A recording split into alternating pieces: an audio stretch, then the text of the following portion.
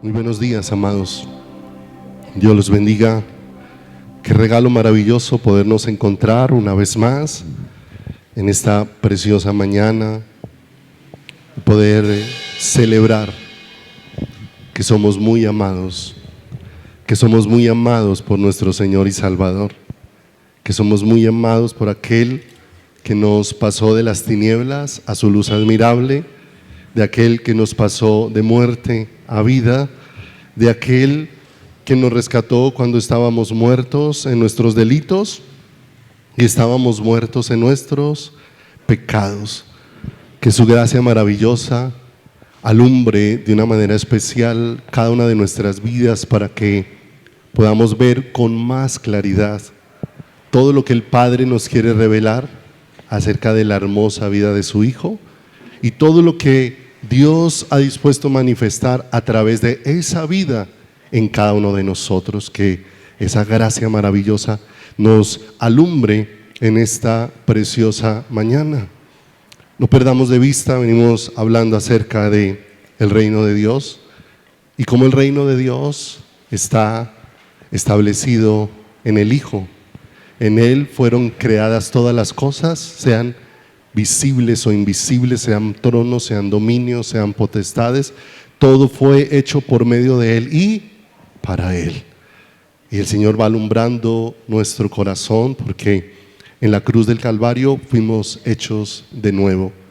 Y no fuimos hechos de barro, no fuimos moldeados con una mano, sino que en la cruz del Calvario se nos proveyó una nueva vida. Lo que Dios hizo en la cruz del Calvario fue proveernos su vida misma por medio de Jesucristo, y es con lo que ha sellado por medio de su Espíritu cada una de nuestras vidas. No podemos perder de vista que el hombre, cuando pecó en el huerto del Edén, la triste historia de la tragedia humana narrada allí en Génesis capítulo 3, que nos deja ver cómo el hombre cuando pecó quedó completamente separado de Dios. Y el hombre, considerando, como dice la Escritura, que Eva vio aquel árbol como deseable para alcanzar sabiduría, y que el hombre ha desarrollado una sabiduría en esa naturaleza caída, pero que en esa sabiduría que el hombre ha desarrollado en la naturaleza caída, el hombre no puede conocer a Dios. En esa sabiduría que le sirve tal vez para desempeñarse en muchas áreas, tal vez para alcanzar muchos logros de manera natural, ¿sí? Esa sabiduría que trata de entender a Dios, pero que es imposible que entienda a Dios porque está completamente enemistada con Dios. Pero esa sabiduría trata de acomodar las cosas de Dios. Y por eso necesitamos que el Señor vaya derribando, como dice la Escritura, todo argumento y toda altivez que se levanta contra el conocimiento de Dios. Pero no olvidemos que ese argumento y esa altivez que se levantan contra el conocimiento de Dios no son externas, están dentro de nosotros.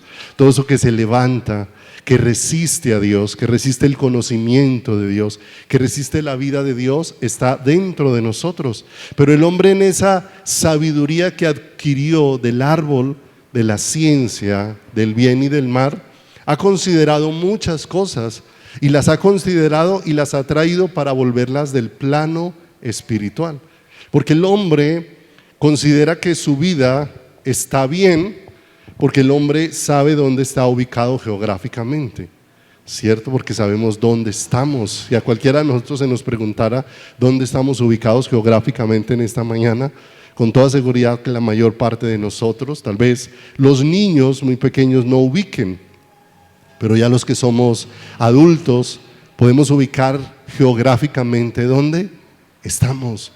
Podemos estar ubicados económicamente porque están saliendo bien los negocios, porque están funcionando bien las empresas que Dios ha puesto en tus manos, porque está funcionando bien tu trabajo, porque tal vez te están saliendo todas las cosas bien en las cosas que realizas, porque tienes buena salud, porque tienes la oportunidad por tu economía no solamente de pagar un plan de salud básico, sino pagar a hacer un plan de salud prepagada, y entonces en todos estos asuntos te vas sintiendo seguro y vas sintiendo que todo eso hace que tu vida esté resuelta, porque tienes un matrimonio, porque tienes una familia, porque has podido tener una casa, un lugar de vivienda, porque tienes salud, y todas esas cosas pues, te pueden tener ubicado en muchos aspectos, pero el ser humano, estando ubicado en todos estos aspectos y llegando a tener resueltas todas estas situaciones, puede llegar a tener un problema muy serio, porque teniendo resueltas todas estas cosas puede llegar a estar completamente extraviado del propósito de Dios, completamente extraviado del diseño de Dios, completamente extraviado de lo que Dios planeó para ese ser humano. Y entonces el ser humano considera que está bien porque todas estas cosas están funcionando correctamente, y no está mal que funcionen correctamente. No estamos deseando que nuestros hogares sean disfuncionales, deseamos que por la gracia de Dios funcionen a la manera de Dios, pero ciertamente no es el funcionamiento de esos hogares, es la vida que Dios desea manifestar en cada uno de nosotros, porque la Escritura dice: hay camino que al hombre le parece derecho y su camino es camino de muerte. Le parece que todo va bien porque todas las cosas están saliendo bien, porque todo está funcionando.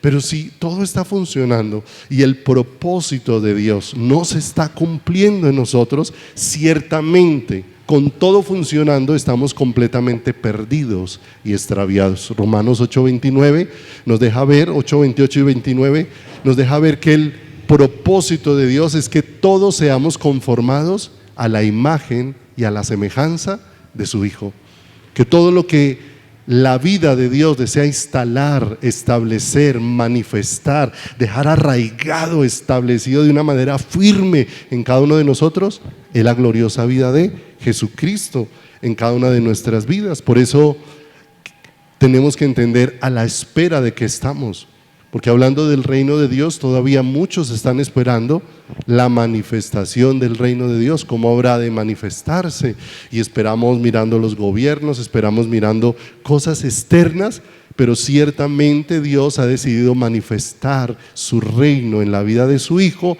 en la vida de cada uno de nosotros, en cada ser humano, en cada persona creyente, de una manera muy, muy especial. Dios diseñó que lo que está en nosotros es la vida de su Hijo, y a través de esa naturaleza de Cristo provista a cada uno de nosotros es que Dios desea gobernar en cada una de nuestras vidas.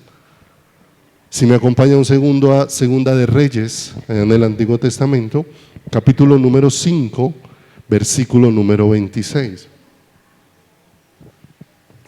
Capítulo número 5, versículo número 26. Tal vez muchos lo han leído o lo han oído en alguna predicación.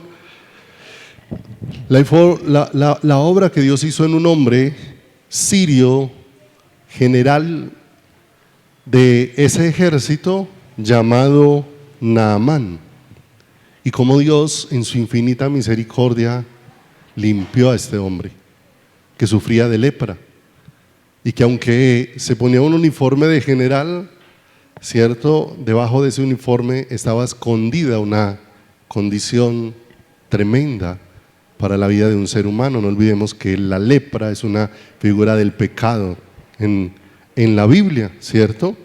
Y un hombre que está siendo despojado de su condición, está dispuesto a despojarse de todo lo que tiene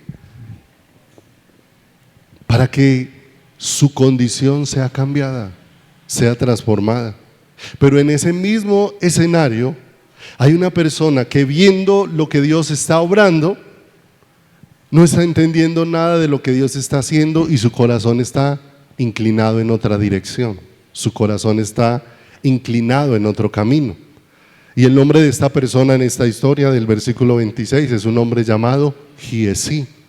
Giezi, cuyo nombre significa valle de la visión o valle de la avaricia, es lo que significa el nombre de Giezi. Y dice el verso 26, él entonces le dijo: Aquí está hablando el profeta Eliseo cuando ha regresado Giesí después de haber ido a buscar a Naamán y haber ido a pedir de los dones, de las cosas que Naamán traía, con un cúmulo de engaños, de mentiras, expresando toda la avaricia que tenía su corazón. Y dice, él entonces le dijo, ¿no estaba también allí mi corazón cuando el hombre volvió de su carro a recibirte? Es tiempo de tomar plata y de tomar vestidos, olivares, viñas, ovejas, bueyes, siervos y siervas. Mientras que Naamán estuvo dispuesto a despojarse de todo lo que tenía para que su vida fuera transformada, para que su condición fuera transformada, Giesí estaba alimentando su corazón con ambiciones necias. Giesí tenía su corazón puesto en otro tipo de tesoros. Era otro tipo de cosas las que estaba buscando, y por eso le confronta de manera muy fuerte Eliseo el corazón a Giesí. Es tiempo. O sea, si has visto lo que Dios ha hecho, es tiempo de seguir buscando las cosas terrenales. Es tiempo de seguir ambicionando las cosas que corrompen el corazón humano, que lo llevan en la dirección equivocada, porque hay camino que al hombre le parece derecho, pero su final es camino de muerte. Y cuando hablo de esto no quiere decir que Dios no pueda poner bendición sobre tu vida. Lo que estoy diciendo es, ¿tras qué está corriendo tu corazón? ¿Dónde está puesto tu corazón? ¿A qué está inclinado? ¿Qué es lo que estás deseando? Porque la obra de Dios por medio de la vida que nos ha dado es para despertar un profundo deseo por Dios. Mis amados, ¿sabe qué es lo que la iglesia, de lo que la iglesia participamos cuando nos reunimos un día como hoy? Esto es una celebración, y esto es como un momento cúspide en la vida de un creyente, y no por lo que hace una reunión, sino por lo que le voy a explicar a continuación. Ayer lo explicaba a los muchachos en la reunión de alabanza. Cuando cada uno de nosotros vive una semana fría, alimentando su corazón y su carne de todo tipo de cosas, ¿cierto? Engañoso y perverso más que todas las cosas es el corazón del hombre, y alimentándonos de muchísimas cosas menos de el conocimiento de Dios. Y cuando hablo del conocimiento de Dios no es alimentarse de Biblia, porque a veces nos alimentamos de Biblia y no estamos conociendo al Dios que dejó su historia escrita allí para darse a conocer a cada uno de nuestros corazones. Y les ponía un ejemplo. Decía, cuando hace muchos años estaba conquistando a la que hoy es mi esposa, y entonces en ese entonces yo vivía en el Líbano, Tolima, y ella vivía en Ibagué. Y de pronto el lunes hablábamos por teléfono. En ese momento no existían los celulares, no existía nada, solo existían los teléfonos fijos. Y hablábamos por teléfono. Entonces ya el lunes, cuando hablábamos por teléfono, me decía, el fin de semana vamos para allá. Y entonces ya ese anuncio me ponía el corazón, y estaba con una expectativa en mi corazón. El martes cualquier mensaje iba alimentando la expectativa de ese encuentro que iba a tener con ella. El fin de semana, todos los detalles que iban aconteciendo el lunes, el martes, el miércoles, lo que estaban alimentando era ese momento cúspide cuando ella y yo nos pudiéramos encontrar el fin de semana. Mis amados, nosotros vivimos un día a día con el Señor, un lunes donde Dios está hablando al corazón, un martes donde Dios nos está hablando por medio de sus escrituras, donde nos está dejando ver quién es, donde nos está trayendo con sus cuerdas de amor, y Dios va despertando un anhelo que cuando la iglesia nos reunimos empezamos a disfrutar, porque lo que disfrutamos cuando nos reunimos es el grato olor de Cristo que Él está manifestando en la vida de cada hermanito. Es la vida de Cristo lo que nosotros venimos a disfrutar. Pero cuando hubo es un alimentar de otras cosas, llegamos y somos completamente indiferentes. Les decía ayer, nuevamente recordando cosas que hemos hablado en otras ocasiones, que es muy difícil, es casi imposible hacer enamorar a una persona de otra persona simplemente narrándole cualidades. Uno puede sentarse delante de cualquier damita o puede sentarse delante de cualquier varón, ¿sí? Y hablarle de las condiciones de la personita con la que esa damita o ese varón pudieran relacionarse. A ese varón pudiéramos describirle tal damita con todas las características, con todos los atributos, con toda la belleza, y después de mirarla dice, sí, está muy bonita, pero yo no siento nada en mi corazón. O sea, aquí adentro no pasa nada, y si no pasa nada, no importa las cualidades, no importa los atributos, no importa lo hermosa que sea, no pasa de tener una simple, pasajera y superficial admiración por esa persona. Y si Cristo no está siendo revelado a nuestros corazones, mis amados, no importa, independiente del predicador que Dios pueda hacerle un instrumento para hablarnos de Él, no importa cómo nos narres los atributos de Cristo, no importa cómo nos narre sus cualidades, no importa cómo nos narre todo lo que Él es, su omnipotencia, su omnisciencia, su conocimiento, su sabiduría, su justicia, no importa si no está pasando nada dentro de nuestro corazón, no importa cómo me pinten a Jesús, me parece muy bonito, pero no me interesa. Me parece muy bonito, porque no está ocurriendo nada pero cuando está ocurriendo algo adentro, todo lo que me expresan de eso, lo que empieza es a prender más fuego en el corazón. Acérquese a alguien que está empezando a enamorarse de otra persona y empiécele a hablar de esa persona, a ver cómo se le pone el corazón. Y usted le mira el rostro, le mira la sonrisa, le mira los ojos y se da cuenta que lo que usted le está diciendo cuando le habla cosas de esa persona que le atrae, antes lo pones a vibrar dentro de su corazón. Pero cuando no hay nada dentro, entonces no importa lo que me digan, mi corazón está ahí impávido, indiferente, frío, inerte, insensible completamente. Por eso no se trata de ver qué vienes a sentir cuando nos reunimos. Porque lo que puedes sentir puede terminar siendo solo algo emocional. Y eso emocional se va a vaciar con la misma rapidez con que se llenó tu corazón. Y después vas a quedar con un vacío más grande. La alegría que vives es la alegría de la canción. ¿Es lo que mueve la canción que te gusta? ¿O lo que vives es que estás viendo a aquel que entregó la vida por ti? Porque no vinimos a mirar canciones, no vinimos simplemente a escuchar sermones, vinimos a ver al que ama mi alma con mayor claridad, a que el Señor me permita verlo con mayor claridad, que el Señor, al permitirme verlo, haga palpitar mi corazón de una manera más intensa por Él.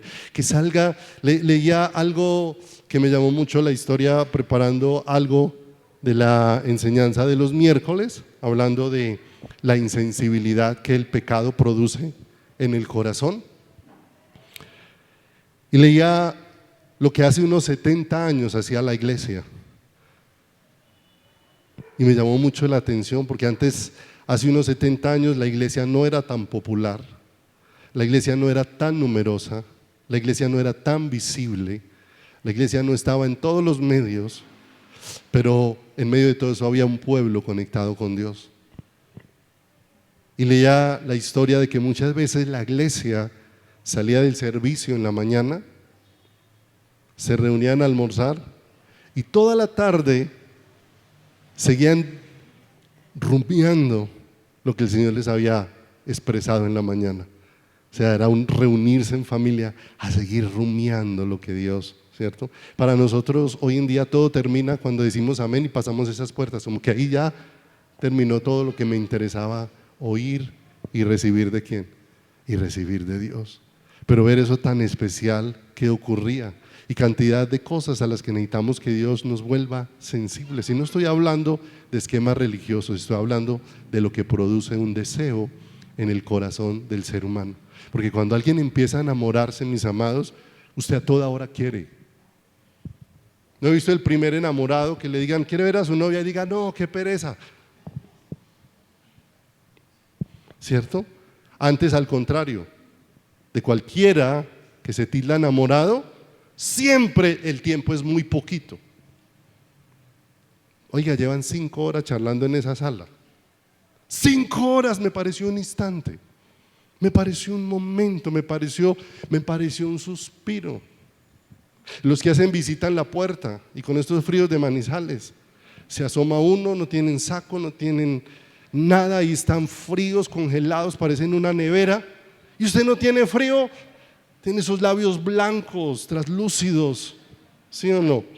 Pero mis amados, por estar con el amado todo vale la pena. Por estar con el amado todo lo demás se vuelve tan simple que la fascinación es poder estar con ese ser.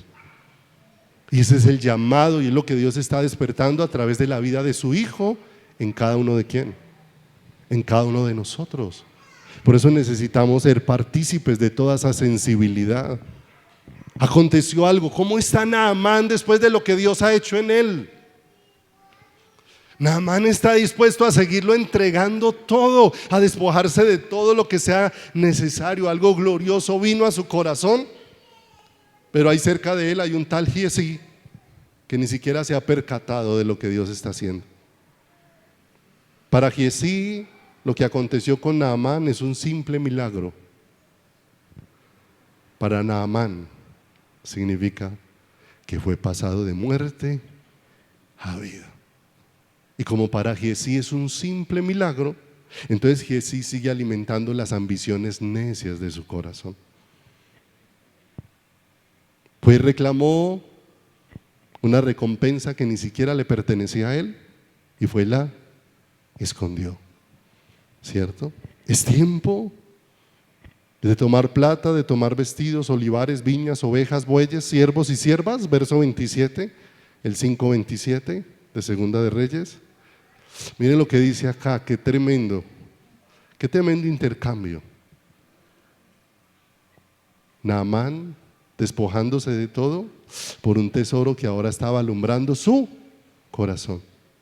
Pero el ciego del Giesi, al contrario, por las ambiciones necias de su corazón, haciéndose acreedor de aquello de lo que fue despojado Naamán.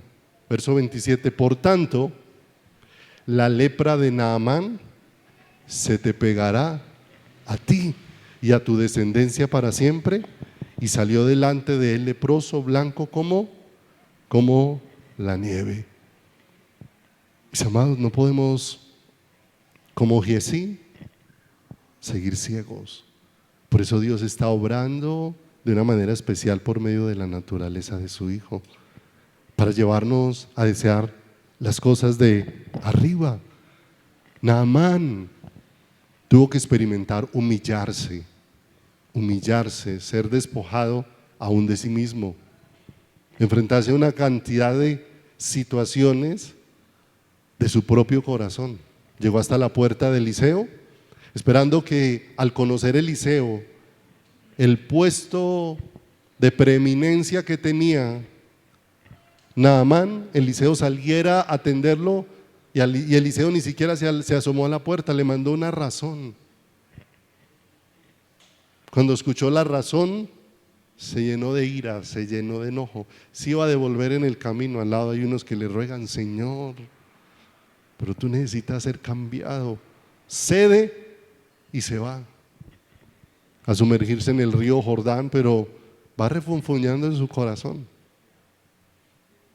Como los ríos de Siria no son mejores que el río donde va a tener que ir a sumergirse y le toca sumergirse 7 veces. Y llega allí y tal vez se sumerge la primera, pero ya en la segunda en adelante, como a todos nos gusta que las cosas sucedan ya, que todo pase ya, sin que haya un quebrantamiento en nuestra vida y en nuestro corazón. Han pasado unas 3 sumergidas y tal vez cada vez que se sumerge vuelve y sale y mira a ver qué ha pasado, y como no ha pasado nada, está resistido a volverse a sumergir. Pero haya estado al lado de los siervos diciéndole: nada te cuesta volver a sumergirte. Hasta que se sumergió la 7ª vez, y cuando salió tenía su piel nueva como la de un bebé, dice la Escritura, ¿cierto? Cuántas cosas tuvieron que ser quebradas, cuántas cosas estaban siendo humilladas en Naamán, pero todo aquello en lo que estaba siendo humillado lo estaba colocando como un terreno fértil para que diera fruto la semilla incorruptible de justicia dentro de él. Hay cantidad de cosas que nos doblegan a nosotros, pero que son necesarias en nuestra vida y en nuestro corazón, porque todo lo que Dios ha hecho, lo ha hecho en su Hijo. Leíamos hace 15 días al terminar que en el principio creó Dios los cielos y la tierra, y que ese principio no solamente se refiere al comienzo de todas las cosas, sino que en Colosenses, en el capítulo número 1, verso 18, dice que Jesús es el principio, de manera que todas las cosas fueron hechas en Jesús, fueron hechas en Jesús, aquel que es el principio y aquel que ha sido dado como cabeza a la iglesia. Y cuando hablamos de aquel que fue dado como cabeza de la iglesia, la cabeza es la que gobierna sobre todo el cuerpo. De manera que si Cristo nos ha sido dado como cabeza a todos los que hemos sido puestos en Él, que es su cuerpo, necesariamente ahora tenemos un nuevo gobierno sobre nuestras vidas. El gobierno de esa cabeza, el gobierno de Cristo dentro de nuestros corazones, porque hemos sido hechos partícipes de una nueva naturaleza. Segunda de Pedro, capítulo número 1, versículo número 3. De manera que ahora vamos siendo encajados de una manera especial en un ámbito nuevo por el Señor. Y es lo que necesitamos ir comprendiendo por la luz que Dios va trayendo a nuestros corazones. Un ámbito nuevo porque hay una nueva naturaleza dentro de nosotros. No es un simplemente cambio de hábitos, no es cambio de comportamientos, es la manifestación de una nueva naturaleza, ¿cierto?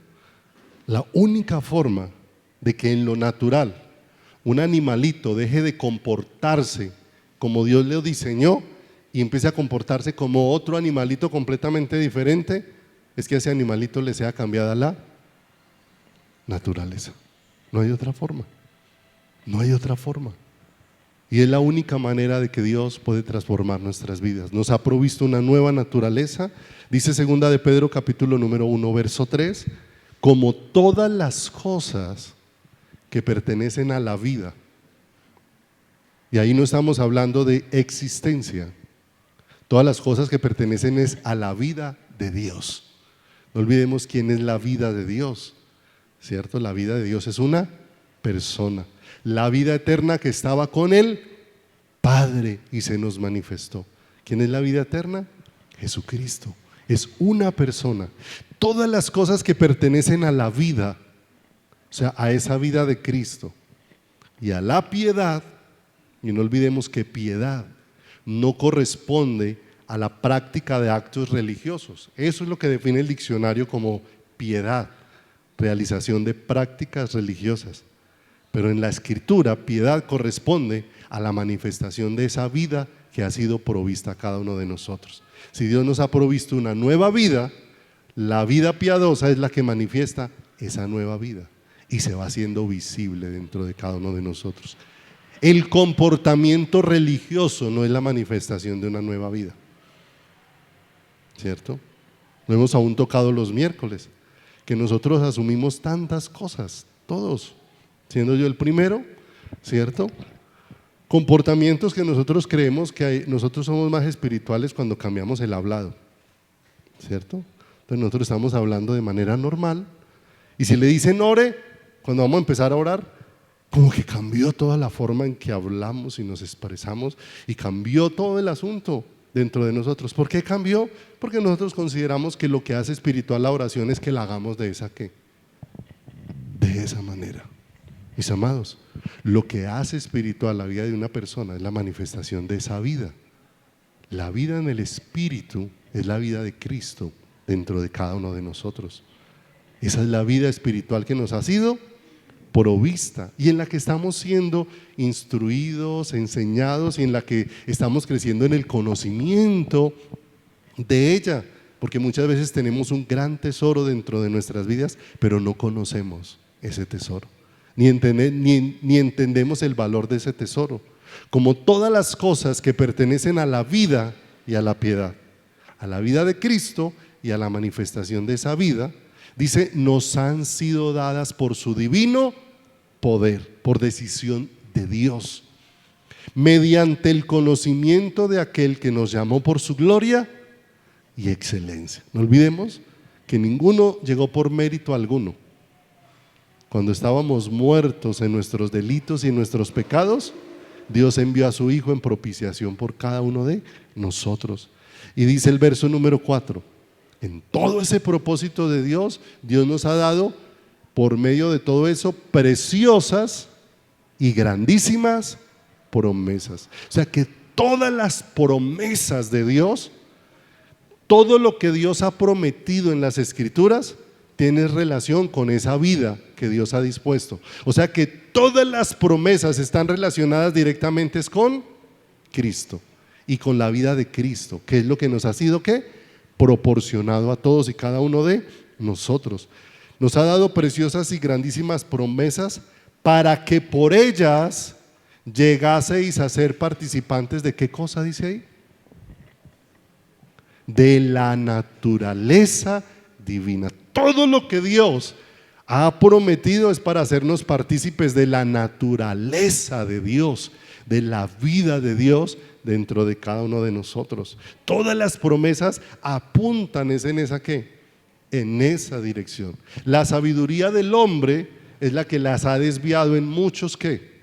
En muchos aspectos. Mis amados, la Escritura no dice de tal manera amó Dios al mundo que le dio casa, carro, beca, título, grado, pregrado, posgrado, doctorado, especialización, ¿cierto? ¿Dice eso la Escritura? Porque entonces los que no han logrado esas cosas, la pregunta es, ¿no han sido amados por Dios? Los que no han alcanzado toda esa carrera y no han hecho todo ese recorrido, entonces ¿no han sido amados por Dios? Y la pregunta es buena, porque a veces nosotros nos consideramos amados por Dios es por esas cosas. Cuando la Escritura dice, de tal manera amó Dios al mundo, que ha dado a su Hijo unigénito, ¿cierto? A su Hijo unigénito. No olviden. Y no le estoy diciendo entonces que no estudie, que no tenga un posgrado, que no pueda acceder a un mejor trabajo. No le estoy hablando de eso. Lo que le estoy diciendo es que eso no es lo que le provee la vida. Eso se llama, ¿cómo se llama? Añadidura, ¿cierto? La añadidura no da vida, porque la vida solo es una persona. Hay personas que no han alcanzado un poconón de logros y están llenos de vida, ¿cierto? De manera que Dios en las Escrituras nunca está haciendo alusión ni a la riqueza ni a la pobreza, sino siempre está apuntando es a la vida, ¿cierto? A la vida. Y en ese lenguaje es el que nosotros necesitamos escuchar. ¿A quién? Al Señor. Nos ha hecho partícipes de la naturaleza divina, habiendo huido de la corrupción que hay en el mundo a causa de la concupiscencia. De manera que Dios nos proveyó una nueva naturaleza a través de la vida de su Hijo. Y sobre esa naturaleza es la que Dios quiere gobernar sobre cada una de nuestras vidas. De manera, mis amados, que nuestra vida no se soluciona, y esto es importante, que lo podamos atesorar en nuestro corazón. Nuestra vida no se soluciona pensando que Dios haga lo que yo quiero, porque pensamos que si Dios hace lo que yo quiero, entonces mi vida funcionaría. No, si Dios hace lo que tú quieres, tal vez te perderías con más facilidad. Con más facilidad te extraviarías. Bendito sea Dios, que no es manipulable como nosotros los seres humanos. Gloria a Dios. Tan hermoso todo eso, que no importa, ¿sí o no? Nosotros los padres tenemos una gran debilidad con los hijos, ¿sí o no? A veces tenemos firmeza hasta que brotan las lágrimas, ¿cierto? Hasta que los hijos ponen cara de gatico. ¿Ustedes han visto cómo ponen la cara los gaticos? ¿Cierto? Nosotros tenemos una perrita y cuando la perrita vela, no hay perrita más tierna que esa, ¿cierto? Ella es de raza cocker y los cocker son perros agresivos. Dice que no son recomendados para niños. De manera que ella no es tierna sino cuando está velando. Por lo demás, cuando uno se le acerca a la cama, siempre está gruñendo, siempre está pelando los dientes, ¿sí? Entonces ella cambia en un instante. Uno pasa por ella, por el lado de ella y siempre está gruñendo, siempre está gruñendo. Todo el tiempo que uno pasa por ahí está pelando 3 dientes que le quedan porque el resto le cayeron. No le quedan sino 3 dientes. Y pela esos 3 dientes, ¿sí o no? Pero apenas vio un plato, cambió en un abrir y cerrar de ojos, de estar amenazando con morder, a tener una miradita de esas que produce pesar para que le den, ¿sí o no? Pero apenas vio que se acabó en el plato, volvió a la misma acción que tenía antes, ¿sí o no? O sea, darle lo que estaba pidiendo cambió la naturaleza que tiene el perrito. No. Y nosotros creemos que la vida nuestra mejoraría si Dios me da lo que yo le estoy pidiendo. Gloria a Dios, que Dios tiene una voluntad, ¿cierto? Inquebrantable, impermeable por los seres humanos. O sea, que nosotros no podemos permear la voluntad de Dios para que Dios haga lo que nosotros ¿qué? Queremos. Al contrario, Dios nos está permeando para establecer su voluntad dentro de cada uno de nosotros, la cual es buena, es agradable y es perfecta. ¿Para quién? Para nuestras vidas, ¿cierto? Un hombre había perdido a su hija, su pequeñita, la habían violado y asesinado, y tiene un encuentro con Dios, y en el encuentro que tiene con Dios, este hombre le dice a Dios: todo esto se solucionaría si me devuelves a mi niña, y si no, no quiero nada. Y el Señor le dijo: esa es la solución que tú piensas, esa no es la que yo tengo. La solución no es darte lo que tú quieres, la solución que Dios tiene es que le conozcas. Porque cuando le conoces, entonces entiendes muchas de las situaciones que Dios ha permitido, aunque muchas veces sean tristes y dolorosas en nuestras vidas, pero que cuando viene el bálsamo de Dios, el bálsamo de Dios nos va a sostener por toda la eternidad. Nosotros no queremos pasar momentos difíciles. Ninguno de nosotros quiere enfrentar la muerte de un ser querido, mis amados, pero tarde que temprano nos va a tocar. Sí o sí, nos va a tocar, ¿cierto? Hace poco hablaba con un anciano que tiene como 93 años. Y entonces le decía: todo pensé, menos que el último que se iba a morir de mi familia era yo. Dice: tuve mi esposa, tuve 3 hijos y con mis 3 hijos 2 nietos. Pastor, mi esposa se murió, se murieron mis 3 hijos y se murieron mis 2 nietos y yo todavía sigo aquí. Porque ¿sabe cuál es el pensamiento que nosotros tenemos? Que el que primero se muere es el más viejito. Entonces siempre los que están más adultos todos los días están pensando que tienen la cola más cerca de la tumba. Piensan que son los que están más cercanos, ¿sí o no? Y no sabemos si somos los últimos de la cola, ¿sí o no? Si nos va a tocar despedir a muchos, no lo sabemos. Lo único que sabemos es, cualquiera sea la situación, Dios es el Padre de misericordia y el Dios de toda consolación. El Dios, frente a todo eso que sería durísimo para nosotros, el único que nos puede sostener frente a ¿qué? Frente a todas esas ¿qué? Frente a todas esas cosas. Es el único que tiene el poder y lo ha dispuesto a través de la vida que nos dio, la naturaleza que nos has dado, que es la naturaleza de su Hijo Jesucristo dentro de nosotros. Los israelitas, cuando iban por el desierto, ellos iban pensando que si Dios les daba lo que ellos querían, entonces ellos iban por buen camino. Y Dios sí estaba siendo bueno con ellos. Dios decidió darles en el desierto maná,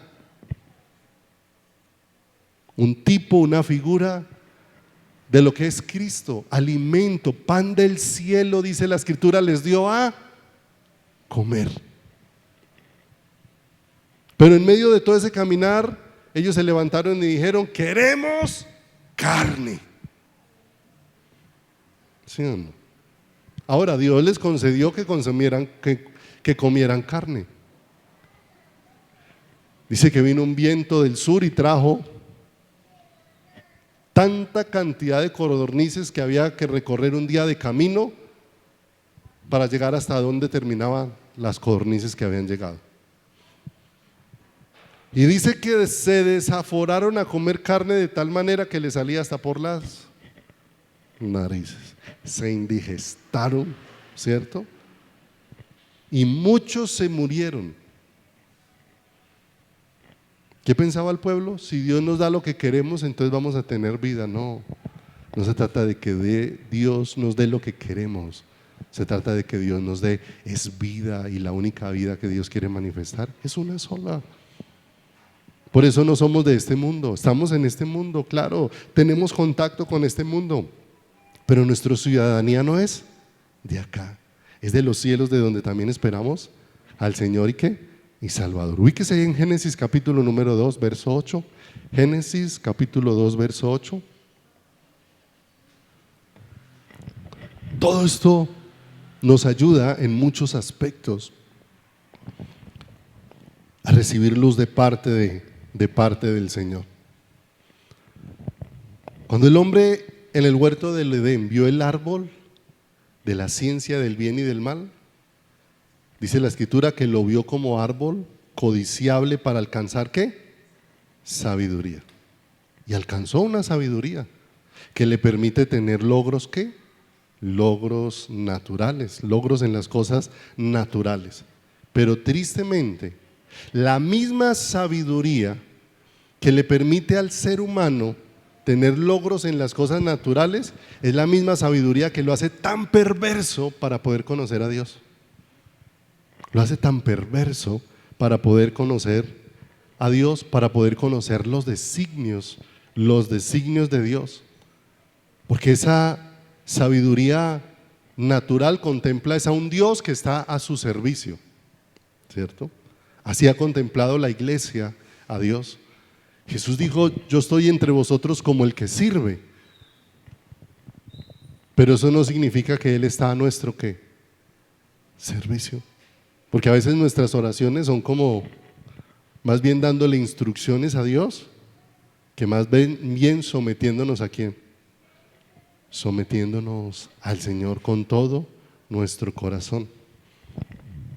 La sabiduría que el hombre adquirió del árbol del bien y del mal hace que ahora el centro sea el hombre mismo. Y esa sí es la sabiduría que hoy en día como ha florecido de una manera tremenda. Hoy todo se centra ¿en quién?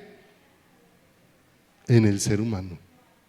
Y lo que ha permeado del mundo a la iglesia ha hecho que las predicaciones se centren como que el centro es ¿el qué? El ser humano. Mis amados, el único centro de la iglesia es Cristo. No hay ¿qué? No hay otro.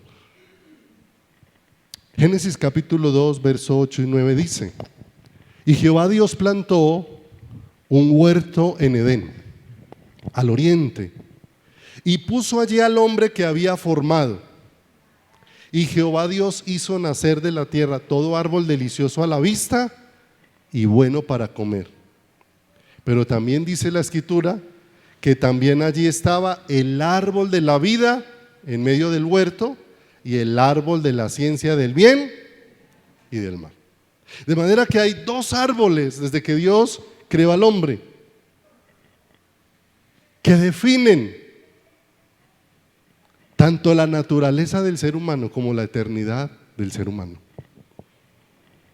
Por un lado está el árbol de la vida que es un tipo, es una figura, es una sombra de el Señor Jesucristo. Eso es lo que tipifica ese árbol de ¿qué? Ese árbol de la vida. Pero por otro lado está el árbol de la ciencia, del bien y del mal. Ese es el otro árbol que está ahí. Dos árboles que son completamente opuestos entre sí, completamente diferentes. No tiene nada que ver un árbol con el otro. Nada tiene que ver el árbol de la vida con el árbol de la ciencia, del bien y ¿qué? Del mal. Es imposible mezclar esos dos ¿qué? Esos dos árboles. Hoy en día se hacen mucha mezcla con una cosa que llaman injertos, que toman partes de un árbol y los ponen en otro árbol y producen cierta mezcla de ¿qué? De frutos, ¿cierto? Tomates de árbol que están combinados con otro tipo de fruta, guayaba manzana que está combinado dos tipos de árboles, mis amados, pero es imposible combinar estos dos árboles. Son de naturalezas completamente ¿qué? Opuestas. Tanto el árbol de la vida como el árbol de la ciencia del bien y del mal, ¿sí? Pero vamos a detenernos un poquito en el árbol de la ciencia del bien y del mal. El árbol de la vida, ¿a quién representa? ¿Sí? No lo pierda de vista. Es una figura de Cristo, de la naturaleza provista ¿por quién? Por Dios. Pero el otro árbol de la ciencia del bien y del mal, ¿cierto? Entonces fíjese que ese árbol produce bien y ese árbol produce mal. O sea que de ese árbol salen hombres buenos y hombres malos. ¿Sí es claro? Hombres que producen acciones buenas y hombres que producen acciones ¿qué? Malas. Pero hombres que produciendo acciones buenas están muertos. Porque la vida cristiana y el reino de Dios no consiste en hombres y mujeres haciendo cosas buenas o malas, sino consiste en hombres y mujeres manifestando la vida de Cristo. El árbol de la ciencia del bien y del mal manifiesta cosas buenas, manifiesta cosas que malas. Pero el árbol de la vida manifiesta solo una vida. De manera que Dios no nos escogió para que estemos mirando a ver qué bueno y qué malo hacemos. Si no nos escogió es para que manifestemos una única vida que nos ha sido provista. Nos dio preciosas y grandísimas promesas para que por ellas lleguemos a ser partícipes de la naturaleza ¿qué? De la naturaleza divina. Los seres humanos juzgamos entre lo bueno y lo malo. Y el bien y el mal del ser humano es un bien sesgado. Lo que para unos es bien, para otros es ¿qué? ¿Cierto? Nada más miremos regiones de nuestra nación. Hay palabras que en parte de nuestra nación significan una cosa y son utilizadas y son normales, pero en otras regiones esas mismas palabras significan todo lo opuesto y muchas veces son grosería. Porque el bien y el mal del ser humano es ¿qué? Es sesgado. Pero mis amados, Dios no nos mira en torno a cosas buenas y a cosas malas. Y es importante que eso pueda ser afirmado en nuestro corazón. Entonces con eso no le estoy diciendo que salga y viva como le parezca. Pero cuando vamos a la Escritura, Dios mira lo que está vivo y lo que está muerto. No lo que hace bien y lo que hace mal, sino lo que está vivo y lo que está muerto. Lo que está vivo, ¿a qué huele? Lo que está vivo, ¿qué expresa? Lo que está vivo, ¿qué manifiesta? La única vida que es Cristo. Todo lo demás, no importa cuántas cosas buenas exprese, está muerto. La iglesia en Apocalipsis se habla una, llamada la iglesia de Sardis, a la que le dice: tiene nombre de que vives y estás muerta. En el día del juicio muchos le dirán al Señor: Señor, Señor, en tu nombre echamos fuera demonios, predicamos, oramos por los enfermos y fueran sanados. Y el Señor les va a decir: nunca los conocí, apartados de mí, hacedores ¿de qué? De maldad. ¿Sirvieron? Sí. ¿Tenían vida? No. Los seres humanos definimos todo entre bueno y malo. Dios lo define entre vivo o muerto. Y la única forma de estar vivos es tener la vida de Cristo dentro de nosotros. Eso es lo que define la vida de un creyente. La Escritura dice: el que tiene al Hijo, el que no tiene al Hijo está muerto. Por ahí el Señor, cuando estaba llamando a algunos a seguirle, uno le dijo: deja que primero vaya y entierre a mi padre. Y el Señor dijo: deja que los muertos entierren a sus muertos. Y era una referencia a todos los que, teniendo existencia, no tenían la vida de Dios. Y nosotros no podemos seguir viviendo en las expresiones de qué hago bueno y qué hago malo, porque podemos seguir comiendo del mismo árbol. Mire, hay cantidad de gente allá afuera. Si usted se siente seguro, es porque es buen esposo, que porque soy buen patrón, que porque soy honesto, que porque no robo, que porque no le hago mal al vecino. Mis amados, hay cantidad de gente allá que no va a ninguna iglesia cristiana, que no cree en nada y se porta de esa manera. ¿Cómo está comportándose con todas esas acciones buenas? Muerto. Nunca los conocí, apartados de mí, hacedores de maldad.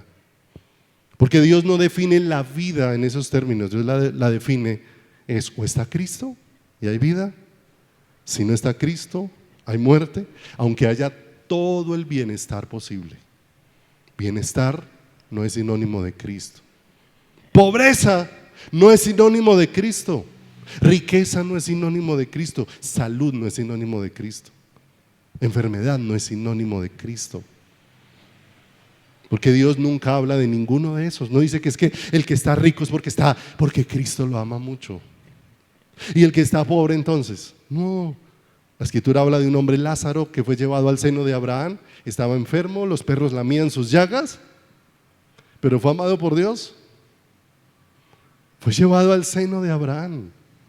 Estaba en un lugar de salvación. Y por otro lado había un hombre rico que comía y vestía espléndidamente, y cuando falleció ahora estaba en el lugar de ¿qué? En el lugar de tormento. Entonces, de manera que aquí no estamos hablando de si el valor es ser rico o el valor es ser pobre. El valor del creyente es Cristo. Y esa es la realidad a la que Dios nos está trayendo a conocer de una manera muy profunda y muy tremenda. Y necesitamos conocerlo. Apocalipsis, bueno, vayamos mejor conmigo a Lucas capítulo número 3, verso número 7. Cuando el hombre comió del árbol de la ciencia del bien y del mal, adquirió una sabiduría, ¿cierto? Una sabiduría. ¿Esa sabiduría le sirve para desempeñarse en las cosas naturales? Claro. Le sirve para desarrollar un cúmulo de cosas. Pero la sabiduría, mire, un hombre puede ser muy inteligente para los negocios. No se ofenda por lo que le voy a decir, pero esa inteligencia que tiene para los negocios no le sirve para conocer a Dios. No se engañe. La inteligencia que usted tiene para desarrollar su carrera le sirve para desarrollar su carrera, no le sirve para conocer a Dios. Lucas 3:7 dice: y decía a las multitudes que salían para ser bautizadas por él: oh generación de víboras, ¿quién os enseñó a huir de la ira venidera? Haced pues frutos dignos de arrepentimiento, y no comencéis a decir dentro de vosotros mismos: tenemos a Abraham por padre. Porque os digo que Dios puede levantar hijos a Abraham aún de estas piedras. Y también el hacha está puesta a la raíz de los árboles. Por tanto, todo árbol que no da fruto se corta y se echa en el fuego. ¿A cuál árbol ya Dios dispuso echarle hacha a la raíz? Al árbol de la ciencia, del bien y del mal, ¿cierto? A ese árbol donde consideramos que las acciones buenas nuestras son las que nos hacen aceptos delante de Dios, cuando lo único que nos hace aceptos delante de Dios es la gloriosa vida ¿de quién? La gloriosa vida de Jesucristo, la gloriosa vida de nuestro eterno y glorioso Salvador.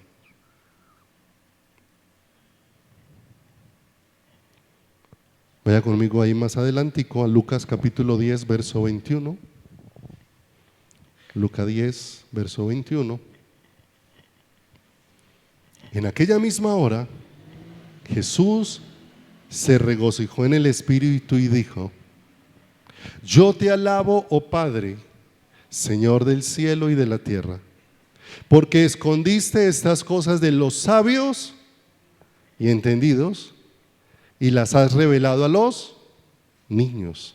Sí, Padre, porque así te agradó. ¿Sí o no? De manera que el Señor está trayendo una luz maravillosa, pero todos los capacitados en cuanto a la sabiduría natural, con esa sabiduría natural no podían ver lo que Dios estaba manifestando.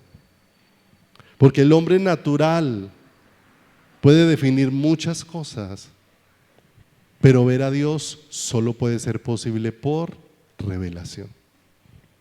Y revelación es poderlo ver a Él, mis amados. Es poderlo ver a Él. De manera que el Señor dice aquí que Él escondió todas esas cosas de los sabios y de los entendidos, ¿cierto? Ahí tengo unas foticos, ¿me las pone, porfa? Primera de Corintios 2:14, que está ahí en la primera, dice la escritura: pero el hombre natural no percibe las cosas que son del Espíritu de Dios, porque para él son locura, y no las puede entender porque se han de discernir espiritualmente. ¿El hombre natural tiene una sabiduría? Sí. ¿Desarrolla una inteligencia? Sí. ¿Tiene unas capacidades? Sí, la tenemos todos. Para ser mecánico, para ser doctor, para ser ingeniero, para ser economista, para todos esos. Tiene una sabiduría, ¿qué? Una sabiduría natural. Pero esa sabiduría no importa, porque mis amados, si dependiera de la sabiduría humana, las personas más inteligentes sobre la faz de la tierra serían los que más conocerían de Dios.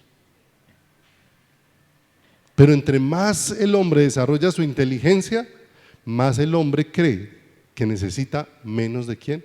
De Dios, y más pone en tela de juicio la existencia de Dios. Por ahí les he puesto un ejemplo de un colombiano que es como el hombre calculadora.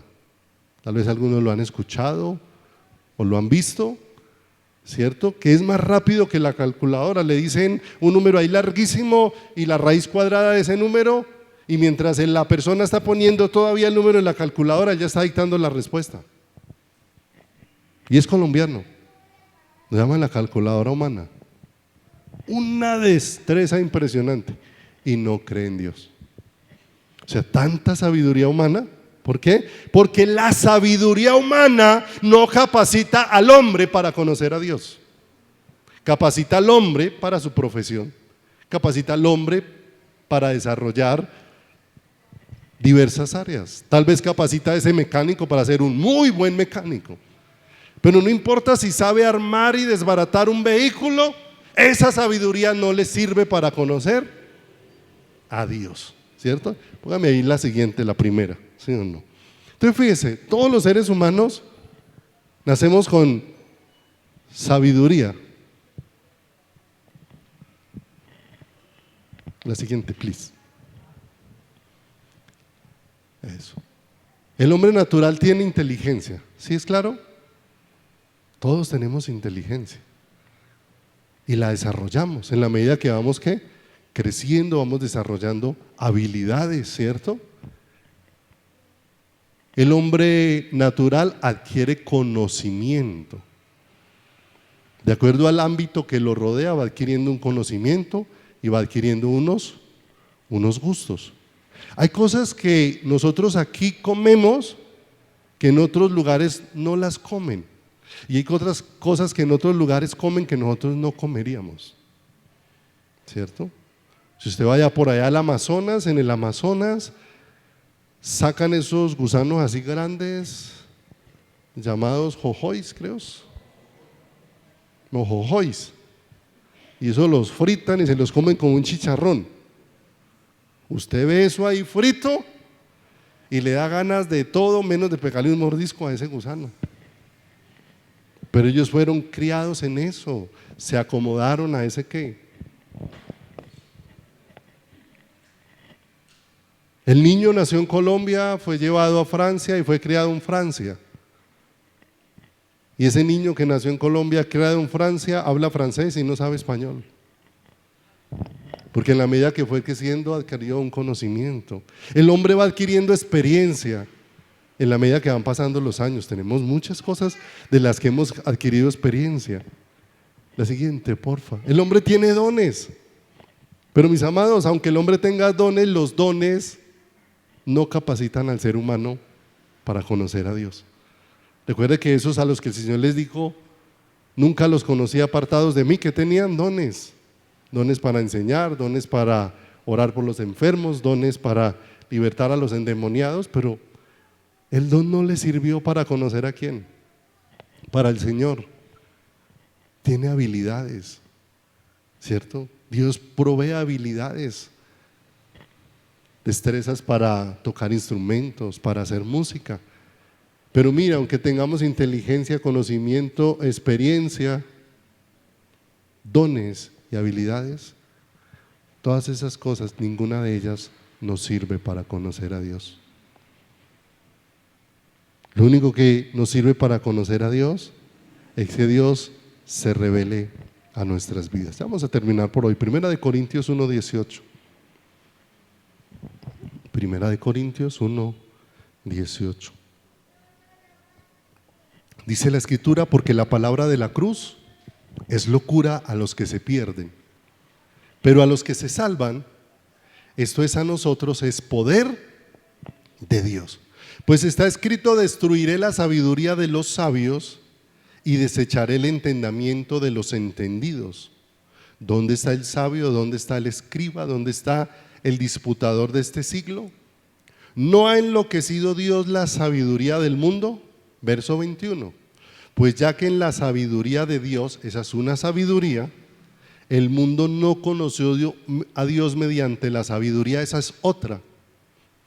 Hay una sabiduría dispuesta por Dios y hay otra sabiduría que está en el ser humano. La sabiduría natural del ser humano, en esa sabiduría el hombre no puede conocer a Dios. Solo puede conocer a Dios en la sabiduría que Dios le ha provisto. Y dice, pues ya que en la sabiduría de Dios, verso 21, el hombre no conoció a Dios mediante la sabiduría, agradó a Dios salvar a los creyentes por la locura de la predicación. La sabiduría que Dios nos ha provisto para conocerle es una persona y es una naturaleza que Dios nos ha dado y solamente puede ser conocida por ese intermedio. Pase allá adelantico, Primera de Corintios 1:24 dice, mas para los llamados, así judíos como griegos, ¿qué es Cristo? Poder de Dios. ¿Y qué es Cristo? Entonces, ¿cuál es la sabiduría de Dios? Cristo. Esa es la sabiduría de Dios. Solo en esa sabiduría de Dios, que es Cristo, es donde Dios puede ser ¿qué? Conocido. Por lo demás, el hombre natural, en su inteligencia natural, tiene un mundo de información acerca de Dios. Pero eso no significa conocer a Dios. Tiene información. Nosotros tenemos información aún de muchas personas a las cuales no conocemos, ni siquiera hemos tenido un contacto personal con quién, con ellas. Y terminemos con 1 Corintios capítulo 2, verso número 6. ¿Cuál es la sabiduría dispuesta por Dios para nosotros? Es una persona, la gloriosa persona del Señor Jesucristo. Entonces en 1 Corintios 2, 6 en adelante dice: sin embargo, hablamos ¿qué cosa? Sabiduría. ¿Y cuál es esa sabiduría? ¿Cuál es la sabiduría propuesta, dispuesta por Dios? Es que hay algo que quiero que se lleven claro. Si la sabiduría dispuesta por Dios es Cristo, entonces cambia ahí la palabra sabiduría por Cristo. Sin embargo, hablamos Cristo entre los que han alcanzado madurez. Y sabiduría no de este siglo, no de este mundo, ni de los príncipes de este siglo que perece, mas hablamos sabiduría de Dios en misterio, la sabiduría oculta, la cual Dios predestinó antes de los siglos para nuestra gloria, la que ninguno de los príncipes de este siglo conoció, porque si la hubiera conocido, nunca habían crucificado al Señor de gloria. Verso 9. Antes bien, como está escrito, cosa que ojo no vio, y está hablando de lo que procede del hombre natural, ni oído oyó, ni ha subido en corazón de hombre, son las que Dios ha preparado para los que le aman. ¿Cierto? O sea que el hombre natural ni las ha oído, ni las ha visto, porque el hombre natural es ciego y el hombre natural es sordo. Pero dice, son las que Dios han preparado para los que le aman. Verso 10. Pero Dios nos las reveló por el Espíritu, porque el Espíritu todo lo escudriña, aún lo profundo de ¿quién? Aún lo profundo de Dios. De manera, mis amados, que nos ha sido provista una sabiduría de parte de Dios en la naturaleza nueva que Dios nos ha dado. Si alguno está en Cristo, nueva criatura es. Las cosas viejas pasaron y aquí todas son hechas nuevas. Para conocer a Dios necesitamos la naturaleza del Hijo obrando dentro de cada uno de nosotros. Solo Cristo es el que puede dar a conocer al Padre. Nadie conoce al Padre sino el Hijo y al que éste lo quiera revelar. Mis amados, no estamos diciendo que esa sabiduría natural no le sirva para desempeñar muchas cosas naturales, pero cuando hablamos de Dios necesitamos la sabiduría provista por Dios para conocerlo. La sabiduría natural se hace su propia idea de Dios, pero la sabiduría de Dios revela a Dios. La sabiduría natural obtiene una información. Cuando la sabiduría de Dios se manifiesta, lo que imparte es una vida sobre nosotros, y una vida que va siendo visible, una vida que llena, que sacia, que prende fuego en el corazón. La sabiduría de Dios no hace corazones fríos e indiferentes, superficiales y distantes. La sabiduría de Dios manifestada prende fuego, apasiona, porque ya no es el fuego del hombre, es el fuego de Dios en el corazón. Es Dios el que hace a sus ministros llamas de fuego. Es Dios el que hace arder nuestro corazón.